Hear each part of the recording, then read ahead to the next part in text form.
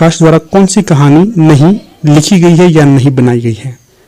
तो जो सही विकल्प हो जाएगा, जो पोली आंधी है ये इनकी कहानी नहीं होगी। बाकी तिरिच, पाल गुमरा का स्कूटर, दरियाई घोड़ा, ये तीनों ही इनकी कहानियां मानी जाती हैं। इसके पश्चात अगला प्रश्न देखिए, फणीश्वर नाथ रेणु की कौन सी कहानी है? तो जो फणीश्वर नाथ रेणु की कहानी हो जाएगी विकल्पों के अनुसार, तो ये हो जाएगी रसप्रिया। विकल्प ए यहाँ पर सही हो जाएगा। अगला प्रश्न देखिए 53, सांप्रदायिकता समस्या पर लिखा गया उपन्यास कौन सा है? तो ये हो जाएगा तमस। अगर पूछा जाए तमस किसका उपन्यास है, तो ये विषम सहानी का हो जाएगा। इसमें जो अपना स्वतंत्रता के पश्चात जो हमें हिंदू और मुस्लिमों में हम जो बंट गए थे, उससे संबंधित ये उपन्यास है। किस प्रकार से इन दोनों समुदाय के बीच में सांप्रदायिकता फैल जाती है और किस प्रकार से ये दोनों एक दूसरे को मार मिटने के लिए उतारू हो जाते हैं, ये चीज यहाँ पर वर्णित करी गई है। अगर पूछा जाए इस उपन्यास का महत्वपूर्ण पात्र कौन है, तो नत्थु इस उपन्यास का महत्वपूर्ण पात्र हो जाएगा। तो यहाँ पर अगला प्रश्न है 54, निम्न में से कौन उपन्यास एवं उपन्यासकार का युग्म सही नहीं होगा? तो देखिए जो विकल्प एक है महाभोज, यह मन्नू भंडारी का उपन्यास हो जाएगा, सही है। अगला देखिए आवा, ये चित्रा मुदगल का उपन्यास हो जाएगा, ये भी सही है। अगला है तत्सम, ये राजीव सेठ का उपन्यास हो जाएगा, तो ये भी सही है। अगला है मुझे सूरज चाहिए, ये सुरेंद्र वर्मा का उपन्यास हो जाएगा, तो ये भी सही है। तो यहाँ पर देखिए सभी विकल्प सही होंगे, कोई भी ऐसा विकल्प नहीं है जो असुमेलित होगा, ठीक है, इसका ध्यान रखना है।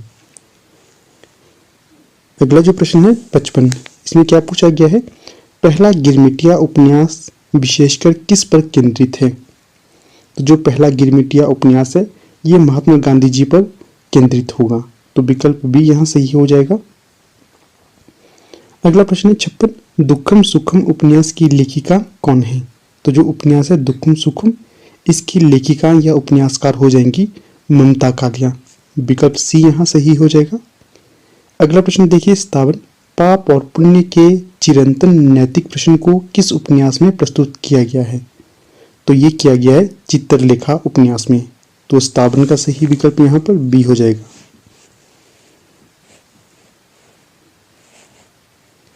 अगला प्रश्न है 58, वह पथबंधु था उपन्यास के लेखक कौन है? तो जो उपन्यास है वह पथबंधु था, इस उपन्यास के लेखक हो जाएंगे नरेश मेहता, तो जो विकल्प ए है यहाँ पर यह सही हो जाएगा। अगला प्रश्न है 59, नटों के जीवन संघर्ष का उल्लेख किस उपन्यास में नहीं है? तो यहाँ पर देखिए जो विकल्प डी होगा यहाँ पर, ये लगता है मुझे ये सही होना चाहिए कि जो सेवा सदन है इसमें नटों के जीवन का उल्लेख नहीं किया गया है। बाकी कब तक पुकारूं, शैलूष, झूला नट, ये तीनों ही कहीं ना कहीं नटों के जीवन से संबंधित रहे हैं। जो विकल्प डी है ये यहाँ पर गलत हो जाएगा। अगला प्रश्न है 60, सर्वेश्वर दयाल सक्सेना की नाट्य कृति का नाम बताइए। तो जो बकरी है ये सर्वेश्वर दयाल सक्सेना का नाट्य कृति होगी, तो डी सही विकल्प हो जाएगा। इस जो ये नाटक है इसका विषय बता देता हूँ आपको, कई बार इसका विषय पूछा जाता है। तो जो बकरी नाटक है इसमें नेताओं के भ्रष्टाचार रवैये के बारे में बताया गया है, किस प्रकार से वे पहले एक बकरी को पूजते हैं और जब उनका अपना मतलब निकल जाता है फिर वो उस बकरी को काट कर खा देते हैं, ठीक है ना। इसी तरह जो सामान्य जनता होती है उसे भी पूजा जाता है और जब नेताओं का अपना स्वार्थ निकल जाता है तो वो बकरी के सामान्य जनता का एक तरह से ग्रहण कर लेते हैं, अर्थात उनका कोई भी काम नहीं करते, ठीक है। अगला प्रश्न देखिए 61, भक्ति आंदोलन भारतीय चिंताधारा का स्वाभाविक विकास है, ये कथन किसका होगा? तो प्रस्तुत कथन हो जाएगा आचार्य हजारी प्रसाद द्विवेदी का, तो जो विकल्प बी है यहाँ पर ये सही हो जाएगा। अगला प्रश्न है दूसरी परंपरा की खोज किस विधा की रचना है? तो ये विधा हो जाएगी यहाँ पर आलोचना, विकल्प ए सही हो जाएगा।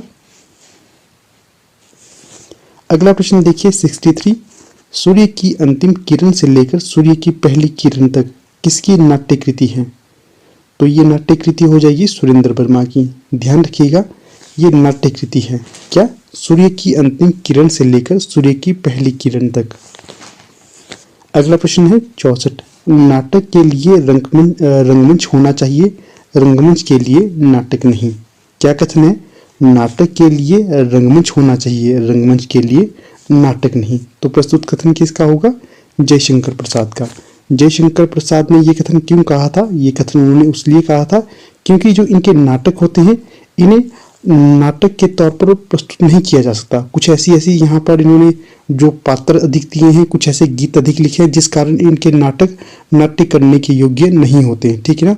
इन्हें अभिनीत नहीं किया जा सकता है, जैसे सामान्य नाटकों को अभिनीत किया जा सकता है, परंतु इनके नाटकों में या तो पात्रों की संख्या ज़्यादा होगी या गीतों की संख्या ज़्यादा होगी, इस कारण इनके नाटक अभिनीत योग्य नहीं होते हैं। जिस कारण इन्होंने कहा था कि जो नाटक को रंगमंच के अनुसार नहीं होना चाहिए, रंगमंच को नाटक के अनुसार होना चाहिए। तो 64 का यहाँ पर सही विकल्प डी हो जाएगा। अगला प्रश्न देखिए 65, मध्य वर्ग की पारिवारिक समस्या को दर्शाने वाला नाटक कौन सा है? तो ये हो जाएगा आधे अधूरे। तो विकल्प सी यहाँ पर सही हो जाएगा। कई बार इस उपन्यास जो नाटक है इसका पात्र पूछा जाता है, तो जो सावित्री है ये इस उपन्यास की मुख्य पात्र है और किन्नी बिन्नी भी इसके मुख्य पात्र माने जाते हैं। अगला जो प्रश्न है 66, देश विभाजन की त्रासदी किस उपन्यास में वर्णित है? तो ये हो जाएगी झूठा सच में। तो 66 का सही विकल्प यहाँ पर सी हो जाएगा। अगला प्रश्न देखिए, निम्न में से मनोवैज्ञानिक उपन्यासकार किसे कहा जा सकता है?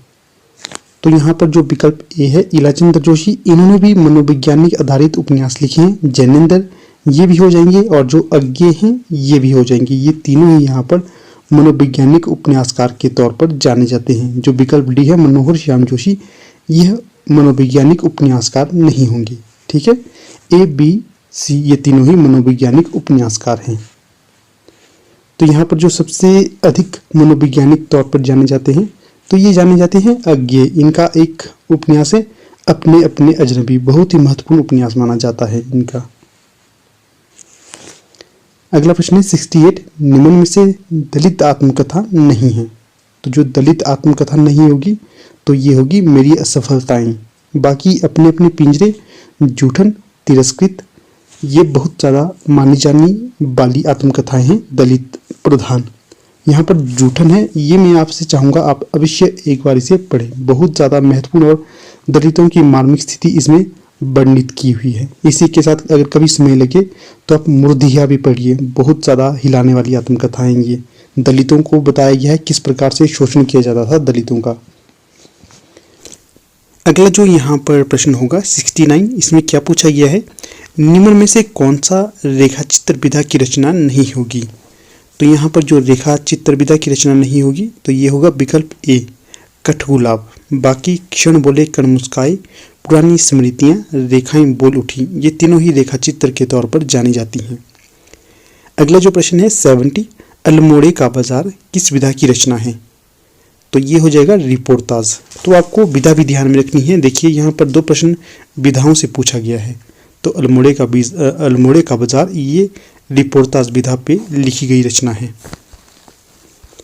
अगला जो प्रश्न है 71, अर्ध कथानक किस विधा की रचना है? तो देखिए जो ये प्रश्न है अर्ध कथानक किस विधा की रचना है, तो ये आत्मकथा विधा की रचना होगी। इसे प्रथम आत्मकथा माना जाता है, ठीक है, और इसे ब्रज भाषा में लिखा गया है, इसका भी ध्यान रखना है।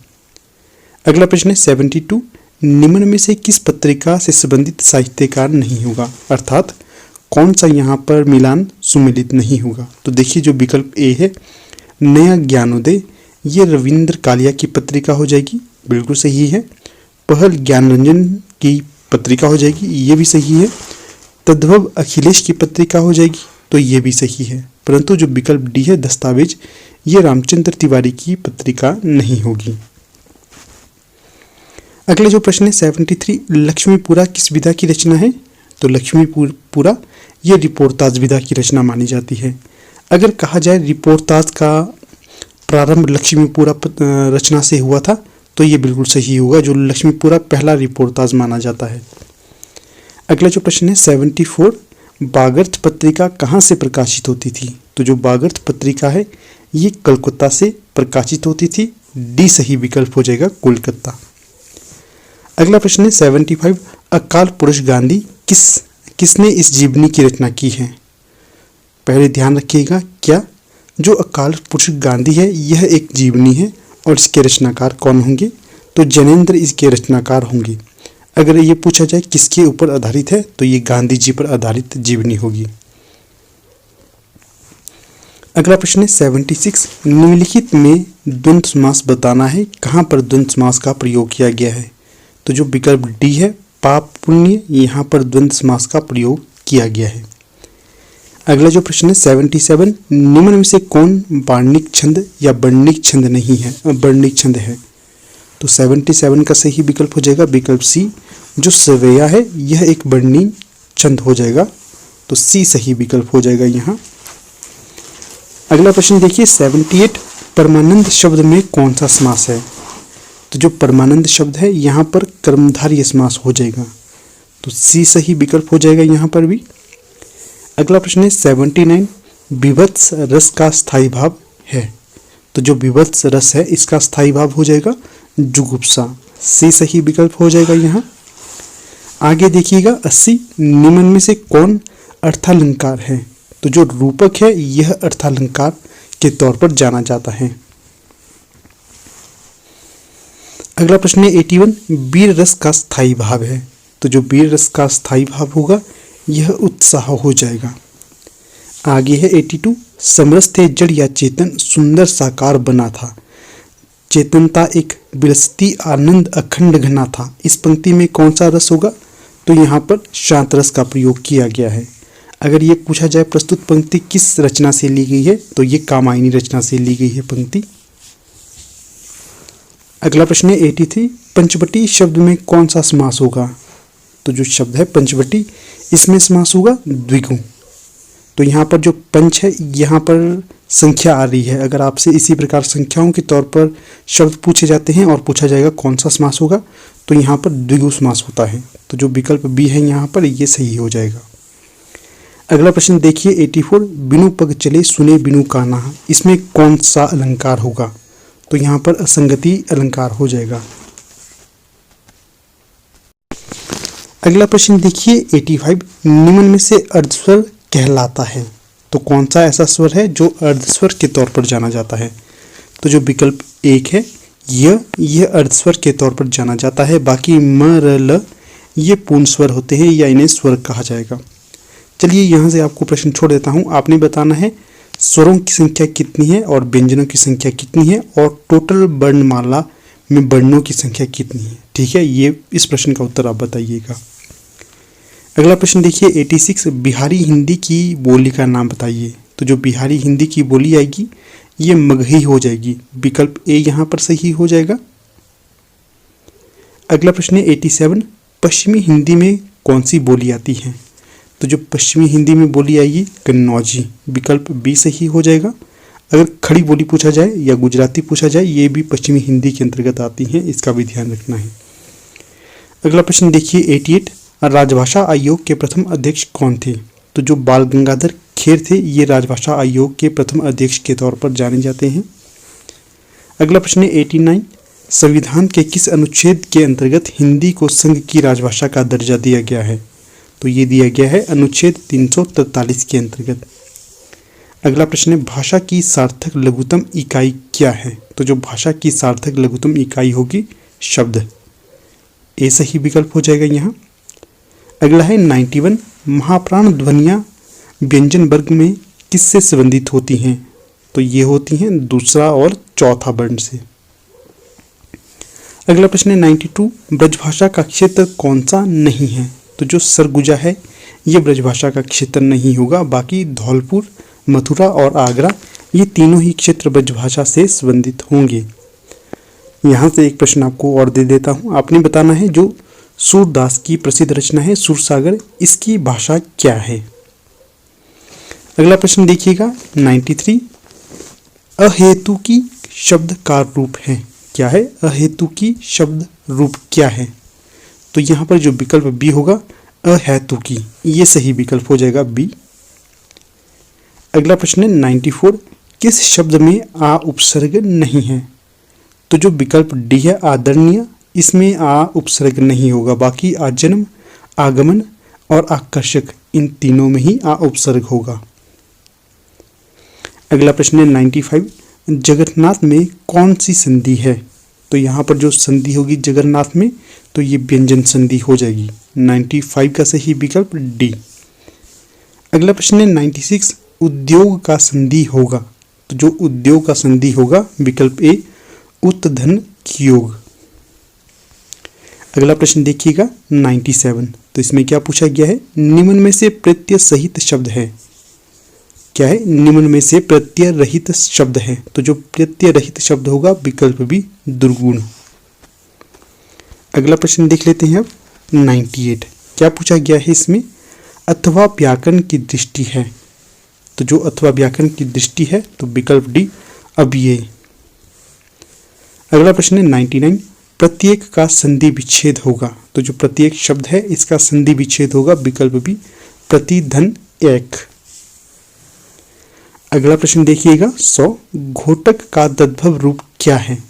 तो जो घोटक का तद्भव रूप होगा तो ये घोड़ा हो जाएगा। ठीक है, घोटक है संस्कृत का शब्द और जो घोड़ा ये तद्भव होगा।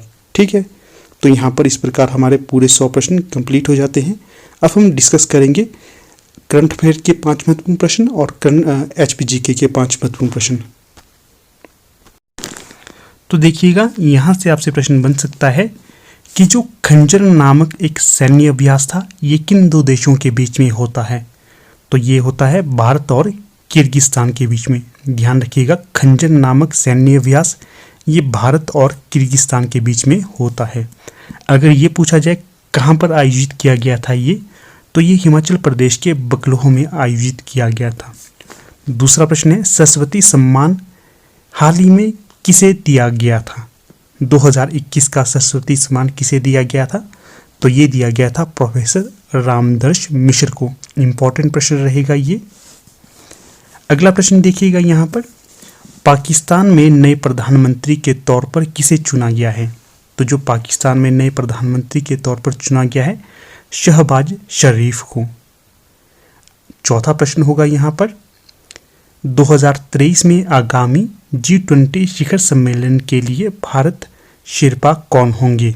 तो जो भारत शेरपा होंगे तो ये वाणिज्य मंत्री पीयूष गोयल होंगे। कौन होंगे? वाणिज्य मंत्री पीयूष गोयल। तो देखिएगा यहाँ से एक और प्रश्न निकल रहा है कि जो भारत के वाणिज्य मंत्री कौन है? तो वर्तमान में समय में भारत के वाणिज्य मंत्री होंगे पीयूष गोयल। ठीक है, और अंतिम प्रश्न यहाँ पर ये देखिएगा, पहली मानव अंतरिक्ष उड़ान एक रूसी अंतरिक्ष यात्री के द्वारा की गई थी। क्या है? पहली मानव अंतरिक्ष उड़ान एक रूसी अंतरिक्ष यात्री के द्वारा की गई थी। तो उनका नाम बताना है कि उनका क्या नाम था। तो उनका नाम था यूरी गागरिन। तो इस प्रकार यहाँ पर हमारे करंट अफेयर से संबंधित 5 प्रश्न कंप्लीट हो जाते हैं। अब हम HP के 5 करंट अफेयर डिस्कस करेंगे। तो देखिएगा यहाँ से आपसे प्रश्न बन सकता है, HP की या हिमाचल प्रदेश की प्राचीनतम जनजाति कौन सी थी? तो हिमाचल प्रदेश की प्राचीनतम जनजाति थी कोल। अगला ये प्रश्न पूछा जाएगा आपसे, जो शूलिनी मेला है ये कहाँ पर मनाया जाता है? तो ये आपके सोलन में मनाया जाता है शूलिनी मेला। अगर ये प्रश्न पूछा जाए कब मनाया जाता है, तो ये जून माह में मनाया जाता है। तो तीसरा प्रश्न ये हो जाएगा, जो हमीरपुर जिला है इसका जनसंख्या घनत्व क्या है? तो जो जिला हमीरपुर है इसका जनसंख्या घनत्व हो जाएगा 407। ठीक है। चौथा प्रश्न देखिएगा, साच दर्रा कहाँ पर स्थित है या किन किन स्थानों को जोड़ता है? तो जो साच दर्रा चंबा और पांगी को जोड़ता है। किसे जोड़ता है? चंबा और पांगी को। तो यहाँ पर आज का अंतिम प्रश्न ये है, जो बारूद दर्रा है ये किस किस को जोड़ता है? तो जो बारूद दर्रा है ये कांगड़ा और चंबा को जोड़ता है। तो ये हमारे 5 HPGK के भी प्रश्न कंप्लीट हो जाते हैं। तो इस प्रकार हमने 10 महत्वपूर्ण प्रश्नों को डिस्कस किया, 5 करंट अफेयर के और 5 HPGK के। अगर आपको जो प्रश्न मैं बता रहा हूँ इन्हें भी आप नोट करते हो तो बहुत ज़्यादा महत्वपूर्ण होंगे और परीक्षा में इनके पूछे जाने की अत्यधिक संभावना होती है। तो ठीक है, अब यहाँ पर अपनी वीडियो का समापन कर लेते हैं। आप लोग वीडियो के अंत तक बने रहे, इसका बहुत बहुत धन्यवाद। दोस्तों, अब आपकी LT टेट की परीक्षा के लिए बहुत ही कम समय बचा हुआ है। इसी समय को ध्यान में रखकर अब आपको ज़्यादा नहीं पढ़ना है, जितना भी आपके कम से कम संसाधन उपलब्ध हो उसी को देखना है। इसी के साथ अब लास्ट टाइम आपको कुछ एक पीडीएफ में आपको सुझाव दूंगा कि इन्हें आपको अवश्य पढ़ना है पेपर को देने से पहले। उनमें एक है टॉप 10 प्रैक्टिस सेट। इसमें आपको टॉप 10 प्रैक्टिस सेट मिलेंगे, जितनी भी पिछली परीक्षाएं हुई हैं वहां से इन प्रश्नों को उठाया गया है, आपकी आगामी परीक्षा के लिए बेहद ज्यादा महत्वपूर्ण होंगे। आपको पता ही होगा, अगर आप किसी परीक्षा की तैयारी कर रहे हैं उससे पहले आपको प्रैक्टिस सेट को लगाना अवश्य बनता है। जब तक आप प्रैक्टिस सेट को नहीं लगाओगे तब तक आपको पता नहीं चलेगा कि किस प्रकार के प्रश्न आपसे पूछे जाएंगे और आपकी तैयारी किस लेवल की हो रही है। अगर आपके प्रैक्टिस सेट अच्छे जा रहे हैं तो आपकी तैयारी को आपको पता चलेगा कि अच्छी तैयारी चली हुई है। बिना प्रैक्टिस सेट के लगा के आप परीक्षा को देने नहीं जा सकते हैं, क्योंकि ये अगर आपने प्रैक्टिस सेट को नहीं लगाया है ये एक प्रकार का अंधेरे में तीर मारने के बराबर होता है, ठीक है ना। इसलिए मैं चाहता हूं कि आप अवश्य प्रैक्टिस सेट को लगा के परीक्षा को देने जाइए, महत्वपूर्ण रहते हैं ये, ठीक है ना। यहाँ से काफ़ी सहायता मिलती है आपको। इसी के साथ यहाँ पर आपको 1000 प्लस वन लाइनर क्वेश्चन भी हमारी टीम के द्वारा उपलब्ध करवाए गए हैं। अगर आप इसे लेने के भी इच्छुक हो तो आप अवश्य इसे लीजिएगा, क्योंकि ये प्रश्न वे प्रश्न हैं जो अधिकतर परीक्षाओं में पूछे जाते हैं और ये सिंगल लाइनर में आपको उपलब्ध करवाए गए हैं। जैसे प्रश्न पूछा होगा सिद्धों की संख्या कितनी है, तो सीधे बताया जाएगा 84 है। तो ये परीक्षा को देने से पहले इस तरह के प्रश्नों को पढ़ना भी अवश्य जरूरी होता है, ठीक है ना। इसलिए मैं चाहूंगा आप इनको अवश्य एक बार देखें और अपनी परीक्षा को दें, ठीक है। तो जैसा भी आपका रुझान रहेगा आप अवश्य बताइएगा। यहाँ पर आपको व्हाट्सएप नंबर बता दिया गया है। आपकी कोई भी क्वेरी होगी तो इस नंबर पर कॉन्टैक्ट करके आप हमारे रुझान को जान सकते हो। तो ठीक है।